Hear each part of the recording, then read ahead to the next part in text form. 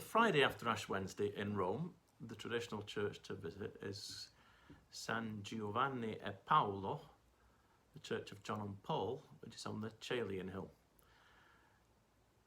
This might get confused with the apostles John and Paul. These are two different people. They were Roman soldiers, I think, in the 2nd or 3rd century, and they were martyred and they were put into the Roman canon. You'll be used to, when we use Eucharistic Prayer 1, of hearing the long list of saints that goes Linus, Cletus, Clement, Sixtus, Cornelius, Cyprian, Lawrence, Chrysogonus, John and Paul, Cosmas and Damien, and all the saints. And that John and Paul is these two. And their church is on the Coelian hill. It's a hill that opposite the Palatine hill and very near the Colosseum in Rome. It's tucked away a little bit behind another quite famous church, St. Gregory. And you go down a little alleyway and then there's this beautiful church. And next to it, a monastery run by the Passionist Fathers. Now, the Passionist Fathers is one of the best properties in the whole of Rome, I think. I was very fortunate once to stay at the house of John and Paul. When I was preparing to be a deacon, I did my diaconate retreat there, and I spent 5 days there.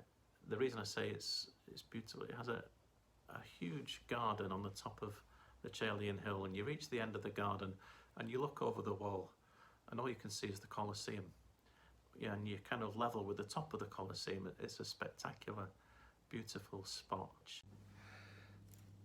Although being a very old church, it's also undergone many developments through the centuries, as quite a few churches in Rome have.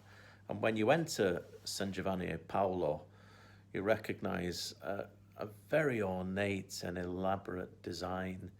It's from the late Baroque period. During the 18th century, they did an awful lot of work beautifying churches and showing them to be. It was a time of counter-Reformation. The Reformation wanted to cut back on grandeur and was all for simplicity, but the church in that time was saying, no, we want to glorify God. We want to show something incredibly beautiful. And so many churches had this Baroque element added.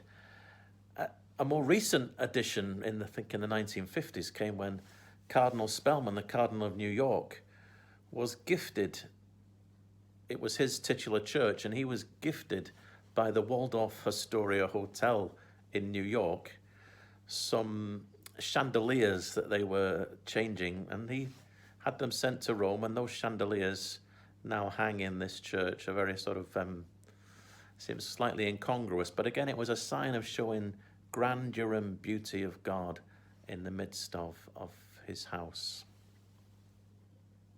One of the fascinating things about it is that they have done excavations down below the church. I think in the late 19th century, one of the Passionist Fathers decided to go down into the cellar and started digging, and they've done now some serious excavations where they've discovered the house that John and Paul lived in. So the church was built on the site of that house, and you can go around the whole excavation right underneath the church of Giovanni e Paolo, a lovely church on this Friday of the week of Ash Wednesday to visit in Rome.